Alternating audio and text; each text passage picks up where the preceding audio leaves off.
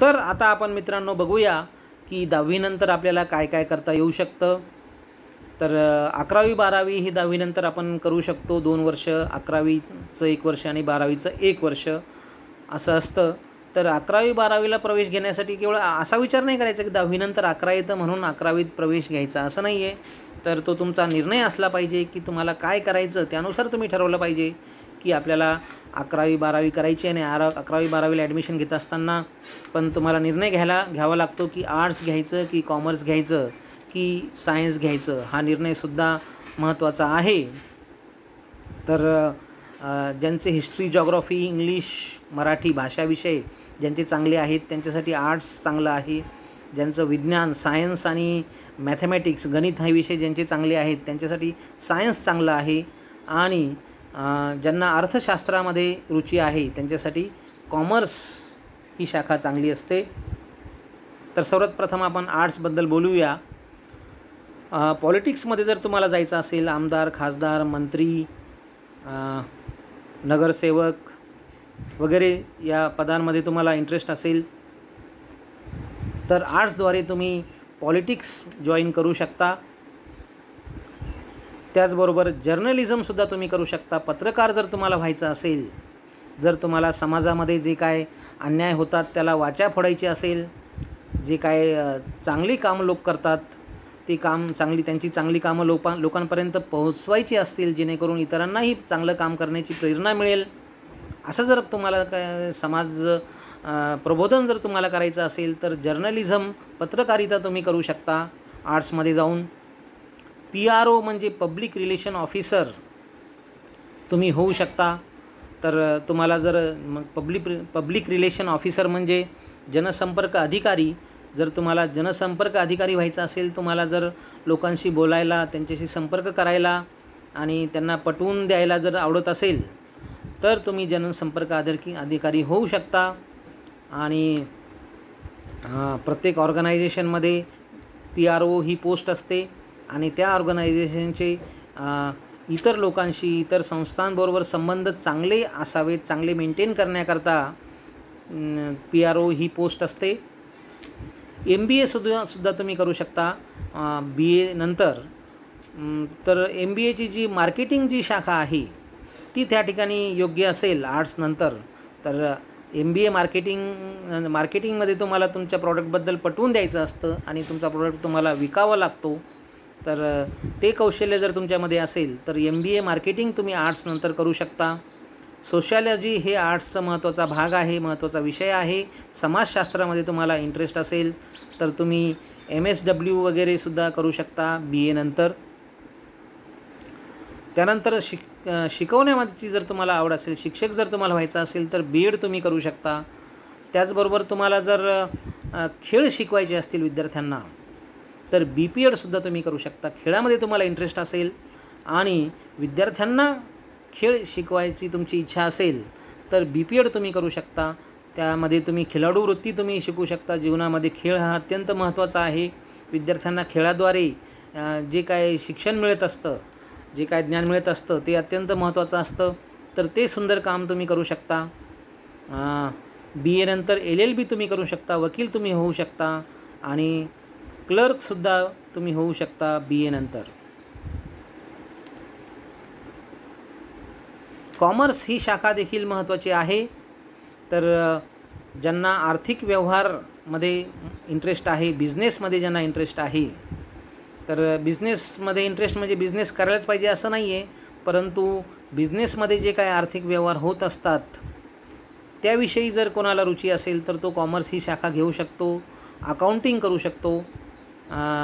CA म्हणजे chartered accountant होऊ शकतो. अतिशय अवघड असते ती परीक्षा, चार्टेड अकाउंटंट परीक्षा क्वालिफाय करणं, परंतु जर तुमच्यामध्ये तेवढं डेडिकेशन असेल तर तुम्ही ते सुद्धा करू शकता. CEO होऊ शकता. चीफ एक्झिक्युटिव्ह ऑफिसर तुम्ही होऊ शकता. फायनान्समध्ये तुम्ही काही करिअर करू शकता. MBA फायनान्समध्ये तुम्ही करू शकता. कॉमर्स नंतर BCom नंतर MBA फायनान्स करणं हे चांगलं असतं. त्यानंतर CFO चीफ फायनान्स ऑफिसर तुम्ही होऊ शकता. CS कंपनी सेक्रेटरी तुम्ही होऊ शकता. तुम्हाला जर शेअर मार्केटमध्ये इंटरेस्ट असेल तर स्टॉक ब्रोकर तुम्ही होऊ शकता, कमर्शियल लॉयर तुम्ही होऊ शकता, LLB न करतासुद्धा तुम्ही लॉयर वकील होऊ शकता. तर ते कमर्शियल लॉयर तुम्ही कॉमर्सद्वारे होऊ शकता आणि टीचिंग फील्डमध्ये सुद्धा तुम्ही जॉईन करू शकता. प्रत्येक क्षेत्रामध्ये टीचिंग फील्ड तर आहेच मित्रांनो. त्यानंतर सायन्स ही शाखासुद्धा खूप महत्त्वाची मानली जाते. तर सायन्स घेतल्यानंतर तुम्हाला परत आणखी ऑप्शन्स असतात. एक तर PCM ग्रुप घेऊ शकता किंवा PCB किंवा जनरल ग्रुप घेऊ शकता.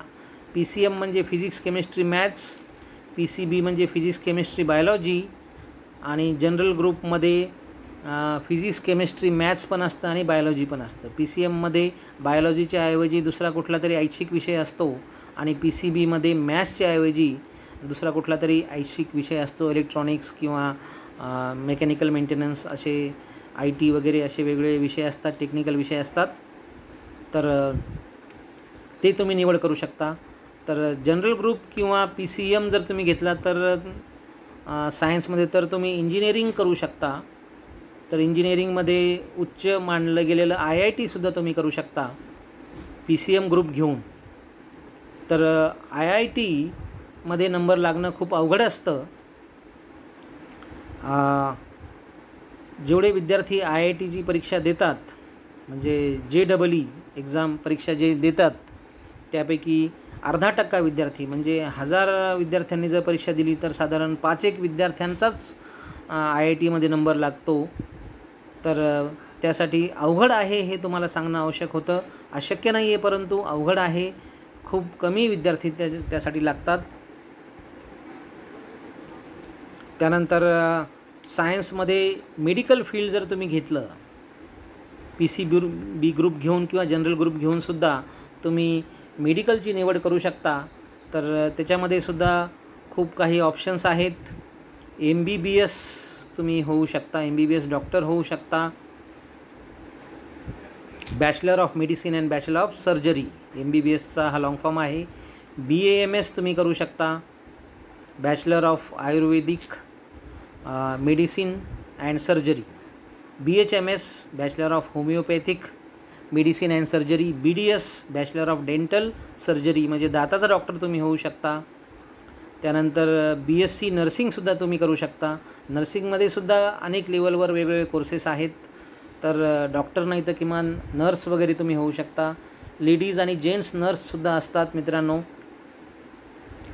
माणसाचा नाही तर जनावराचा डॉक्टर तुम्ही होऊ शकता. व्हेटरनरी सायन्स BVSC कोर्स जर केला तर तुम्ही जनावराचा डॉक्टरसुद्धा होऊ शकता. BNYC bachelor of naturopathy and yogic science हा सुद्धा कोर्स तुम्ही करू शकता. बॅचलर ऑफ फार्मसी किंवा डिप्लोमा इन फार्मसी तुम्हाला करता येईल 12वी नंतर आणि त्यानंतर तुम्ही फार्मसीची डिग्री करू शकता. तर फार्मसी आपल्या सर्वांना माहीतच असेल की जे काय औषध आहे, औषध निर्माणशास्त्र, फार्मसी म्हणजे औषध निर्माणशास्त्र आहे. जे काही औषधं तयार केली जातात तर ते औषधं कशी घ्यायची, त्याचे काय साईड इफेक्ट्स आहेत, ती औषधं कशी बनवायची, ते औषधं बनवण्याकरता काय संशोधन करावं लागेल, अशा अनेक बाबी फार्मसीमध्ये आपण शिकत असतो. बायोटेक्नॉलॉजी हे सुद्धा अत्यंत महत्त्वाचं आहे. जे काय अनेक बायोलॉजिकल प्रोसेसेस ज्या काही होत असतात त्याच्यामध्ये बऱ्याचदा बॅक्टेरियाचा सहभाग असतो. तर त्याचा उपयोग आपण टेक्नॉलॉजीमध्ये कसा करू शकतो, ज्या काय आपल्याला हवे असलेल्या आर्टिफिशियल प्रोसेसेस जे आपण करत असतो त्याच्यासाठी आपण बायोलॉजिकल प्रोसेसेसचा काही उपयोग करू शकतो. तर ते म्हणजे बायोटेक्नॉलॉजीचं शिक्षण तुम्ही घेऊ शकता. तर बॅचलर ऑफ फिजिओथेरपी, तर फिजिओथेरपीमध्ये सुद्धा तुम्ही डिग्री घेऊ शकता. तर फिजिओथेरपी म्हणजे काय की मसाज वगैरे किंवा हीट ट्रीटमेंट, शेकणे वगैरे अशा प्रकारे ज्या काही नैसर्गिक ज्या काही उपचार पद्धती आहेत त्याला आपण फिजिओथेरपी म्हणतो. व्यायाम वगैरेसुद्धा त्याच्यामध्ये येतं फिजिओथेरपीमध्ये. तर त्यासुद्धा अत्यंत महत्त्वाच्या आहेत एखाद्याला आजारापासून मुक्त करण्याकरता. BMLT medical lab technology. BMLT means म्हणजे बॅचलर कोर्स आहे. त्याच्यामध्ये डिप्लोमा कोर्सेससुद्धा आहेत मेडिकल लॅब टेक्नॉलॉजीमध्ये. तर लॅब टेक्नॉलॉजी म्हणजे तुम्हाला माहिती आहे की रक्त तपासणी, लघवी तपासणी, त्यानंतर इतर अनेक तपासण्या असतात आपल्या शरीराशी संबंधित. त्या सर्व तपासण्या त्या ठिकाणी लॅबमध्ये होत असतात. तर ते तपासणी करण्यासाठी तो कोर्स करावा लागतो आणि त्या लॅबमध्ये तुम्ही काम करू शकता. मेडिकल लॅबमध्ये तुम्ही काम करू शकता. त्याचबरोबर BSc होम सायन्स करू शकता. डेअरी टेक्नॉलॉजी मध्ये सुद्धा तुम्ही बॅचलर डिग्री घेऊ शकता. तर अशा पद्धतीने बरेचसे पॅरामेडिकल कोर्सेस जे आहेत ते तुम्ही करू शकता.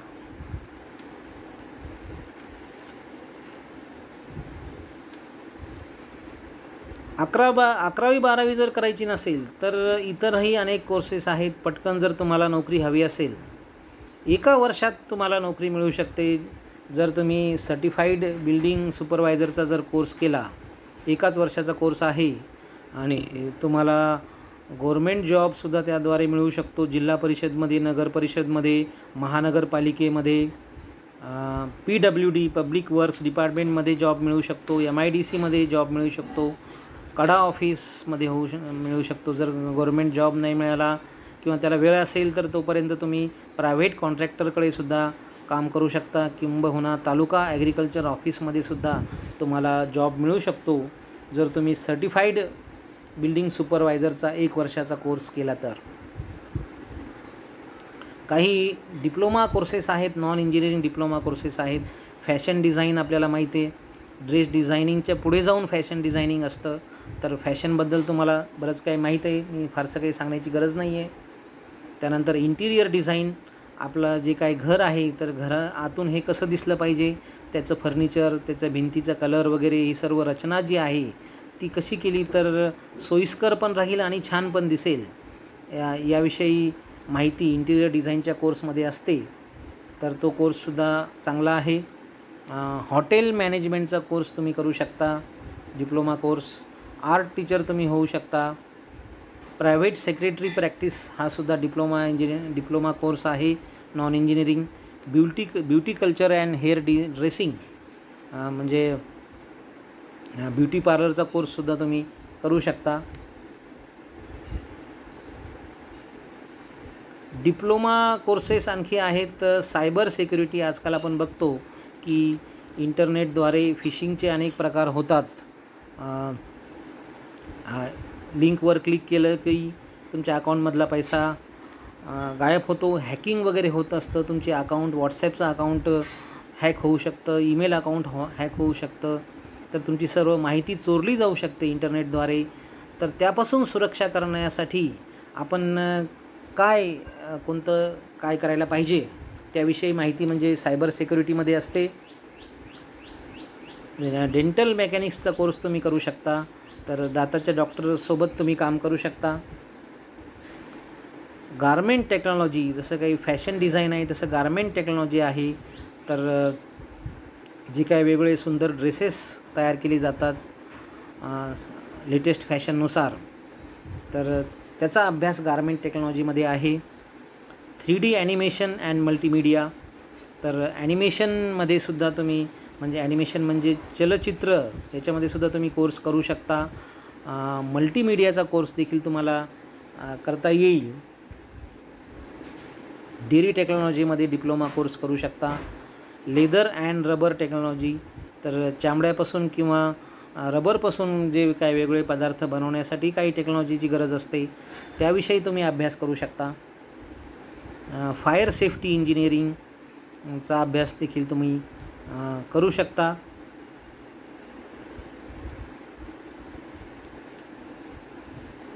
आणखी काही डिप्लोमा इंजिनिअरिंग कोर्सेस आहेत. सिरॅमिक टेक्नॉलॉजी म्हणजे प्लॅस्टर ऑफ पॅरिसपासून काही मूर्त्या वगैरे बनवल्या जातात. त्याचबरोबर आपल्या कब्बशा वगैरे बनवल्या जातात, हे तुम्हाला माहिती आहे. त्यानंतर तुम्हाला माहिती आहे की कुंभार मडके वगैरे बनवतो. त्यानंतर इवन विटा वगैरेसुद्धा बनवल्या जातात. कशापासून? सिरॅमिक्सपासून. हे सर्व पदार्थ सिरॅमिक्स मानली जातात. तर सिरॅमिक्समध्ये सुद्धा अनेक वेगळे प्रकार आहेत. तर त्याची टेक्नॉलॉजी म्हणजे सिरॅमिक टेक्नॉलॉजीचा अभ्यास तुम्ही करू शकता. मेटलर्जीचा अभ्यास तुम्ही करू शकता. मेटलर्जीचा डिप्लोमा इंजिनिअरिंग कोर्स करू शकता. वेगवेगळे धातू जे आहेत तर ती धातू म्हणजे आपली देशाची महत्त्वाची खनिज संपत्ती आहे. तर ती खनिज संपत्ती आपण धातू कसे निर्माण करायचे, ते धातूचा उपयोग कसा करायचा, वेगवेगळ्या धातूंचे काय गुणधर्म आहेत त्याविषयीचा अभ्यास म्हणजे मेटलर्जी कोर्समध्ये केला जातो. पेट्रोलियम इंजिनिअरिंग, पेट्रोलियमचे पदार्थ जे आहेत म्हणजे पेट्रोल, डिझेल किंवा आपण घरामध्ये जो गॅस वापरतो, हे सर्व पेट्रोलियमचे द्वारे निर्माण झालेले पदार्थ आहेत. तर त्याचंसुद्धा ते निर्माण करण्याचं शास्त्रसुद्धा इंजिनिअरिंग आहे. त्याला पेट्रोलियम इंजिनिअरिंग आपण म्हणतो. मायनिंग इंजिनिअरिंग म्हणजे ज्या खाणी आहेत, कोळशाची खाण असेल किंबहुना इतर धातूची खाण असेल, तर खाणीद्वारे जी काय आपल्याला संपत्ती मिळते, तर ती संपत्ती मिळवण्यासाठी सुद्धा टेक्नॉलॉजीची गरज असते. त्याला म्हणतात मायनिंग टेक्नॉलॉजी. एन्व्हायरमेंटल इंजिनिअरिंगमध्ये सुद्धा तुम्ही डिप्लोमा कोर्स करू शकता. आपलं वातावरण आहे हे चांगलं ठेवण्याचं जबाबदारी आपली आहे. तर त्याविषयीसुद्धा कोर्स आहे. टेक्स्टाईल इंजिनिअरिंग, आपण कापड तयार करण्यासाठी जे काय इंजिनिअरिंग लागतं त्याला टेक्स्टाईल इंजिनिअरिंग म्हटलं जातं. तो कोर्स तुम्ही करू शकता. काही engineering diploma courses, plastic engineering हा सुद्धा महत्त्वाचा डिप्लोमा कोर्स आहे. एरोनॉटिकल इंजिनिअरिंगसुद्धा तुम्ही करू शकता. तर विमानाचे पार्ट्स ज्या कंपनीमध्ये बनतात त्या कंपनीमध्ये तुम्ही इंजिनियर होऊ शकता किंवा विमानाचं मेंटेनन्स करण्याचं काम तुम्ही त्या ठिकाणी करू शकता. त्यासाठी एरोनॉटिकल इंजिनिअरिंग कोर्स तुम्हाला करावा लागेल. ऑटोमोबाईल इंजिनिअरिंगचा कोर्ससुद्धा डिप्लोमा इंजिनिअरिंगमध्ये महत्त्वाचा आहे. तर जी काही वाहनं आपण पाहतो ती वाहनं कशी बनवली जातात, त्याचं मेंटेनन्स कसं करायचं आहे, त्याविषयीची माहिती ऑटोमोबाईल इंजिनिअरिंग क्षेत्रामध्ये आपल्याला मिळत असते.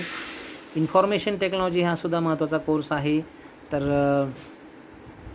कॉम्प्युटरद्वारे वेगवेगळी माहिती आपण मिळवायची असते आणि इन्फॉर्मेशन टेक्नॉलॉजीचा बराचसा अभ्यासक्रम हा कॉम्प्युटर टेक्नॉलॉजीचा समानच असतो. ॲग्रिकल्चर इंजिनिअरिंगचा कोर्स तुम्ही करू शकता. शेतकीविषयी कोर्स तुम्ही करू शकता. केमिकल इंजिनिअरिंगसुद्धा तुम्ही करू शकता. केमिस्ट्री हा जर तुमचा आवडता विषय असेल तर केमिकल इंजिनिअरिंग हा कोर्ससुद्धा चांगला आहे. बँकेमध्ये क्लर्क, इन्शुरन्स ऑफिसमध्ये सुद्धा क्लर्क तुम्ही होऊ शकता. गव्हर्मेंट क्लर्क तुम्ही होऊ शकता. तर त्यासाठी तुम्हाला अगोदर ग्रॅज्युएशन करावं लागेल आणि नंतर परीक्षा द्यावी लागतील. क्लरिकल ग्रेडच्या परीक्षा तुम्हाला द्याव्या लागतील. MSCIT कोर्स हा अतिशय छोटा कोर्स आहे. 2-1 महिन्याचा कोर्स आहे. तर तो कोर्स केल्यानंतर तुम्ही डाटा एंट्री ऑपरेटरचं काम करू शकता. मेडिकल लॅबोरेटरी टेक्निशियनचा सर्टिफिकेट कोर्स तुम्ही करू शकता. आपण बघितलं की रक्त तपासणी, लघवी तपासणी हे जे काम आहे हे मेडिकल लॅबमध्ये होत असतं. तर त्यासाठी टेक्निशियनची गरज असते. तर तो सुद्धा 10वी नंतर लगेच 2 वर्षात तुम्ही तो कोर्स करू शकता. डिप्लोमा इन डान्स म्युझिक हा 2 वर्षाचा कोर्स तुम्ही करू शकता जर तुम्हाला इंटरेस्ट असेल तर. 10वी नंतर ITIला सुद्धा खूप महत्त्व आहे. ITI म्हणजे इंडस्ट्रियल ट्रेनिंग इन्स्टिट्यूट. तर ITI नंतर जॉब मिळण्याचे चान्सेस चांगले असतात. इंडस्ट्रीमध्ये तुम्हाला सहज जॉब मिळतो ITI नंतर. 10वी नंतर फक्त 2च वर्षाचा कोर्स तो आहे, परंतु तो बऱ्यापैकी प्रॅक्टिकल कोर्स आहे. त्या ठिकाणी तुम्हाला स्वतः काम करावं लागतं. कंपनीमध्ये तुम्हाला कामगार म्हणून त्या ठिकाणी घेतलं जाईल जर तुम्ही ITI कोर्स केला असेल तर. तर ITIमध्ये फिटरचा कोर्स आहे, टर्नरचा कोर्स आहे. तर टर्नर म्हणजे लेथ मशीनवर जे काही जॉब बनतात तो टर्नरचा कोर्स असतो. फिटर म्हणजे वेगळे मशीनिंग प्रोसेस करून एका पार्टमध्ये दुसरा पार्ट फिट केला जातो. त्यानंतर वेल्डिंग तुम्हाला माहिती आहे, तुम्ही वेल्डरचा कोर्स करू शकता. वेगळ्या मशीनिंग प्रोसेस असतात. मशिनिस्ट तुम्ही होऊ शकता. मशीन चालवण्याकरता तुमची नियुक्ती होऊ शकते. त्यानंतर ITIमध्ये ड्राफ्ट्समन हा सुद्धा कोर्स चांगला आहे. तर ड्राफ्ट्समनमध्ये सिव्हिल ड्राफ्ट्समन होऊ शकता किंवा मेकॅनिकल ड्राफ्ट्समनसुद्धा होऊ शकता. तर ड्राफ्ट्समनचं काम असतं की ड्रॉइंग्स काढणे. तर सिव्हिल ड्राफ्ट्समन जर असेल तर त्याला काही बिल्डिंग्सचे, काही पुलांचे वगैरे सिव्हिल रिलेटेड जे काही कन्स्ट्रक्शन्स आहेत त्याचे ड्रॉइंग्स काढावे लागतील. आणि मेकॅनिकल ड्राफ्ट्समनला जे काही मेकॅनिकल पार्ट्स आहेत त्याचं ड्रॉईंग हे काढावं लागेल. ते ड्रॉईंग काढणंसुद्धा खूप महत्त्वाचं असतं. ते ड्रॉईंग त्याला वाचता पण यायला पाहिजे, म्हणजे ड्रॉईंगवरून त्याचा पार्टचा किंवा त्याचा शेप साईजचा त्याच्या आकाराचा अंदाज त्याला घेता आला पाहिजे आणि ते ड्रॉईंग त्याला कळलं पाहिजे आणि ड्रॉईंग काढतासुद्धा आलं पाहिजे. तर ड्राफ्ट्समनचं हे काम असतं. ITI ड्राफ्ट्समनचा हा 2 वर्षाचा कोर्स खूप महत्त्वाचा आहे. इलेक्ट्रिशियनचा कोर्स आहे ITIमध्ये. रेफ्रिजरेशनचा सुद्धा कोर्स आहे. रेफ्रिजरेशन म्हणजे आपल्या घरामध्ये फ्रीज आहे, त्यानंतर AC वगैरे आहेत. तर हे जे कॉम्पोनंट्स आहेत हे रेफ्रिजरेशन आणि एअर कंडिशनिंगशी संबंधित आहेत. तर रेफ्रिजरेशनचे हे जे काही कॉम्पोनंट्स आहेत, हे जे काही डिव्हाइसेस आहेत, हे तयार करणे किंवा त्याचं मेंटेनन्स करणे याविषयीचं काम त्याला करावं लागेल. ITIमध्ये मेकॅनिक हा कोर्ससुद्धा आहे. मोटर मेकॅनिक होऊ शकतो किंवा डिझेल मेकॅनिक होऊ शकतो किंवा इलेक्ट्रॉनिक्स साहित्यांचासुद्धा मेकॅनिक होऊ शकतो. म्हणजे डिझेल इंजिन दुरुस्त करणे किंबहुना मोटर्स दुरुस्त करणे, त्याचबरोबर इलेक्ट्रॉनिक साहित्य TV वगैरे जे आहेत ते सुद्धा दुरुस्त करण्याचं काम हा करू शकतो. इंजिन्स वगैरे किंबहुना गाड्या दुरुस्त तो करू शकतो, मोटर मेकॅनिक. सिव्हिल सर्वेयर तुम्ही होऊ शकता. तर टूल अँड डायमेकर हा सुद्धा ITIमध्ये महत्त्वाचा कोर्स आहे. डिफेन्समध्ये तुम्हाला नोकरी करता येईल. सैन्यामध्ये किंवा एअरफोर्समध्ये किंवा नेव्हीमध्ये तुम्हाला नोकरी करता येईल. सैन्यामध्ये 10वी नंतर सैनिक म्हणून, सोल्जर म्हणून, नेव्हीमध्ये नाविक म्हणून किंवा एअरफोर्समध्ये एअरमन म्हणून तुम्हाला नियुक्ती मिळू शकते.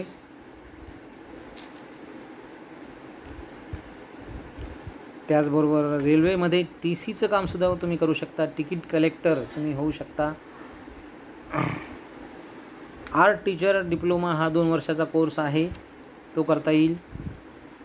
फाईन आर्ट, कमर्शियल आर्ट हा 5 वर्षाचा डिप्लोमा कोर्स आहे. तर कमर्शियल आर्टला आजच्या काळामध्ये खूप मागणी आहे. वेगवेगळे ॲडव्हर्टाइजमेंट तयार करण्याकरता फाईन आर्ट आणि विशेषतः कमर्शियल आर्टची गरज असते. तर त्याविषयीचा जर कोर्स केला तर तुम्हाला चांगली मागणी असणार आहे.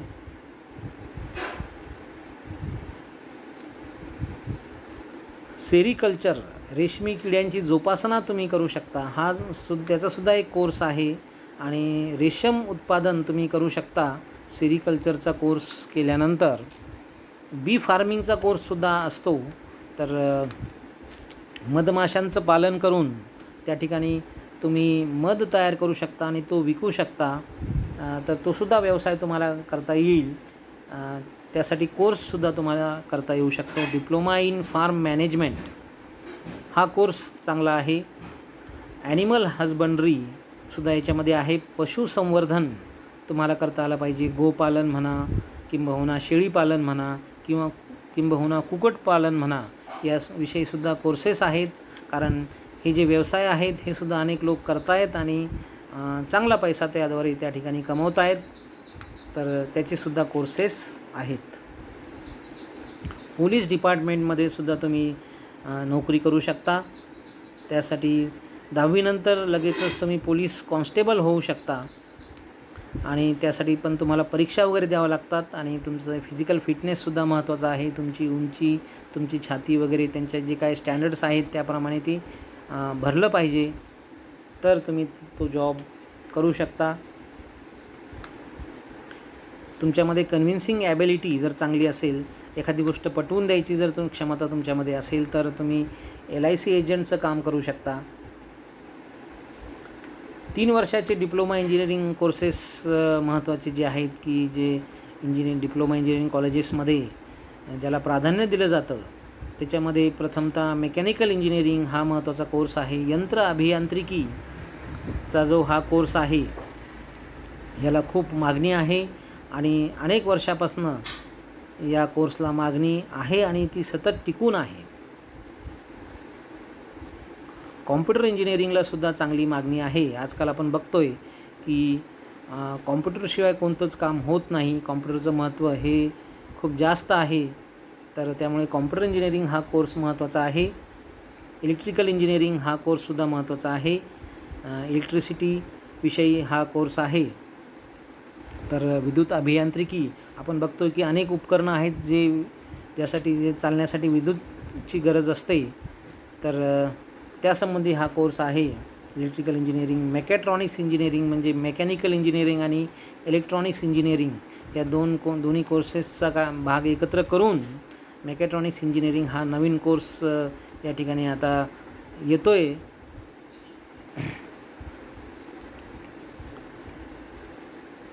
सिव्हिल इंजिनिअरिंग हा सुद्धा कोर्स तुम्हाला माहिती आहे, तो सुद्धा महत्त्वाचा कोर्स आहे. डिप्लोमा इंजिनिअरिंग 3 वर्षाचा कोर्स. एवढे सगळे कोर्सेस आहेत डिप्लोमा इंजिनिअरिंग कोर्सेस. तर मित्रांनो, डिप्लोमा इंजिनिअरिंग नंतर काय याची थोडी चर्चा आपण करूया आता. प्रथमतः तुम्हाला प्रायव्हेट कंपनीमध्ये जॉब मिळू शकतो. अनेक चांगल्या प्रायव्हेट कंपन्या आहेत.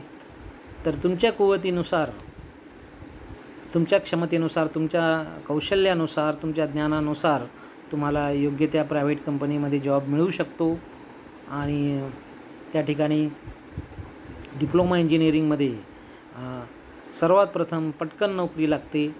बऱ्याच कॉलेजेसमध्ये कॅम्पस इंटरव्ह्यू होतात आणि लगेचच तुम्ही जॉईन होऊ शकता. तुमचा निकाल लागल्यानंतर लगेचच तुम्ही त्या कंपनीमध्ये जॉईन होऊ शकता आणि लवकरात लवकर तुमची कमाई चालू होते.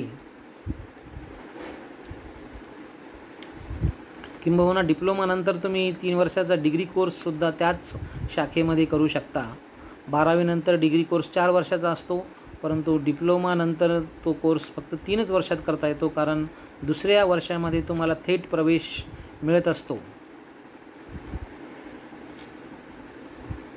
गव्हर्मेंट जॉबसुद्धा अनेक गव्हर्मेंट जॉब आहेत. RTO इन्स्पेक्टर तुम्ही होऊ शकता. रिजनल ट्रान्सपोर्ट ऑफिसमध्ये तुम्हाला जॉब मिळू शकतो. हे एक उदाहरण आहे मेकॅनिकल इंजिनिअरिंग नंतर. परंतु अनेक गव्हर्मेंट जॉब्स आहेत जे डिप्लोमा इंजिनिअरिंग नंतर मिळू शकतात. त्याविषयी आपण नंतर चर्चा करूया. मर्चंट नेव्हीमध्ये तुम्हाला जॉब मिळू शकतो.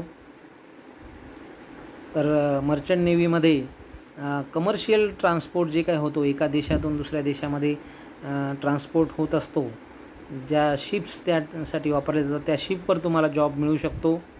मर्चंट नेव्हीमध्ये सुद्धा पगार वगैरे चांगले असतात.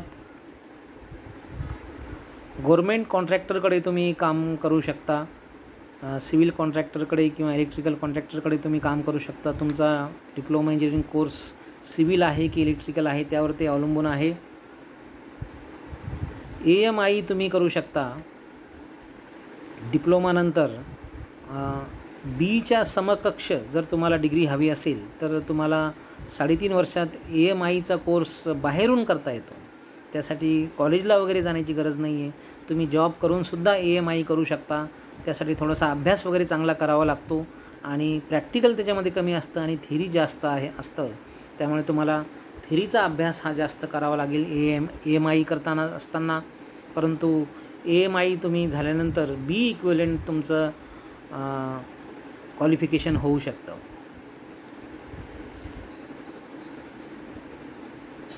तुम्ही स्वतःचा स्टार्टअप टाकू शकता. स्वतःचा बिझनेस करायची सुरुवात तुम्ही करू शकता डिप्लोमा इंजिनिअरिंगनंतर. जर स्वतःचा बिझनेस जर तुम्हाला करायचा असेल तर सगळ्यात चांगला कोर्स म्हणजे डिप्लोमा इंजिनिअरिंग कोर्स आहे. कारण स्वतःचा जॉब करण्याकरता जे काही ज्ञान लागतं, जे काही कौशल्य लागतं ते सगळं काही डिप्लोमा इंजिनिअरिंगमध्ये कमीत कमी वेळामध्ये तुम्हाला मिळत असतं. आणि इतर शिक्षणामध्ये जर तुम्ही जास्त वेळ घालवला तर त्या ठिकाणी तुमचं व्यवहार ज्ञान हे कमकुवत होऊ शकतं आणि त्यामुळे कदाचित तुम्हाला स्टार्टअप करण्यासाठी त्रास होऊ शकतो.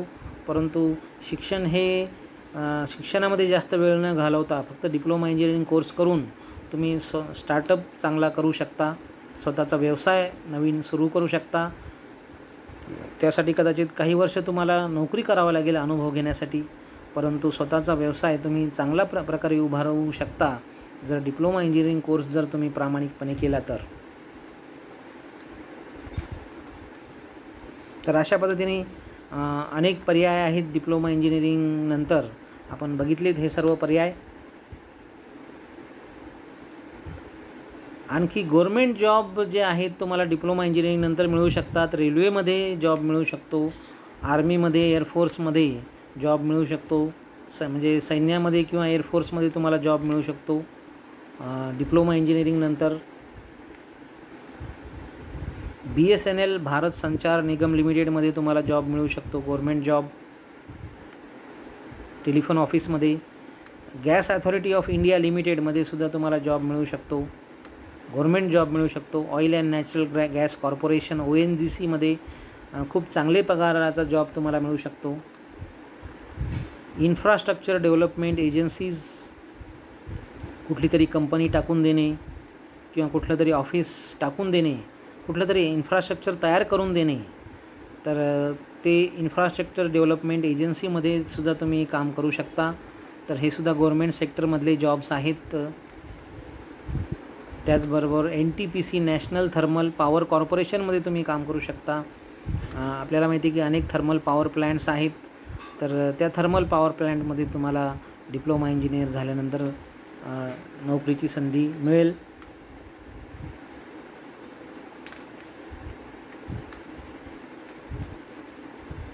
तर गव्हर्मेंट सेक्टरमध्ये इरिगेशन डिपार्टमेंटमध्ये सुद्धा तुम्हाला जॉब मिळू शकतो डिप्लोमा इंजिनिअरिंग नंतर. सिव्हिल इंजिनिअरिंग नंतर इरिगेशन डिपार्टमेंटमध्ये जॉब मिळू शकतो.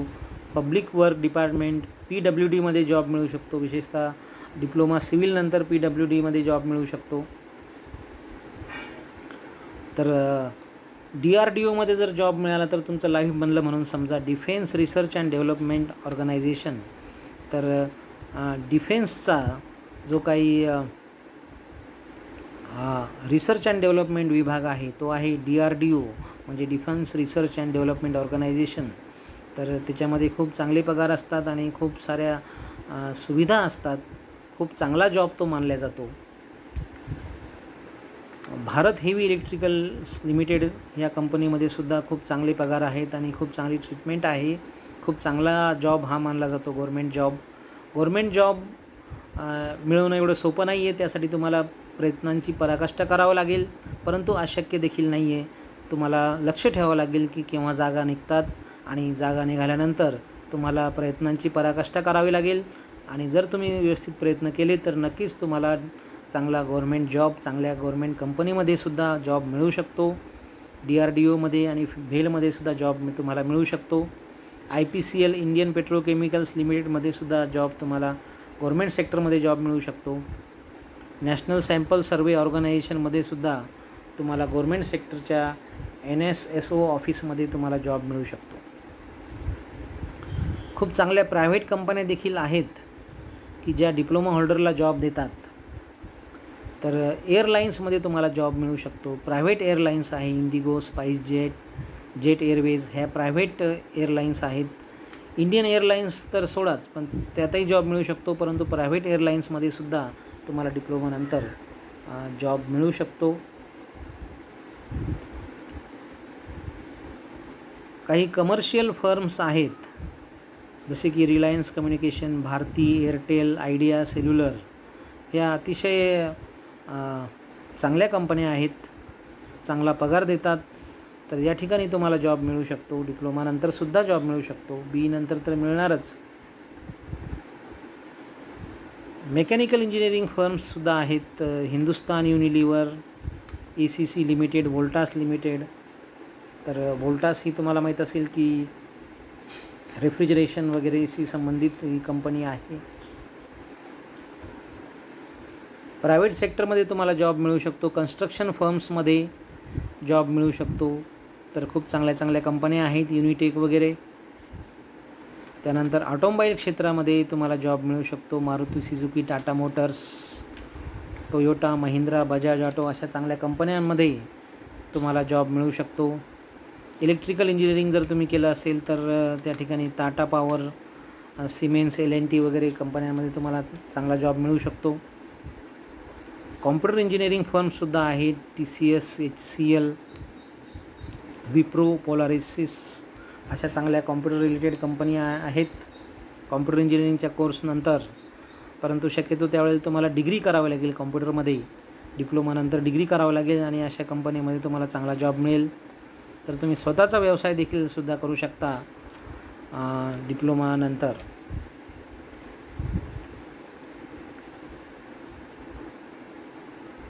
तर धन्यवाद मित्र हो.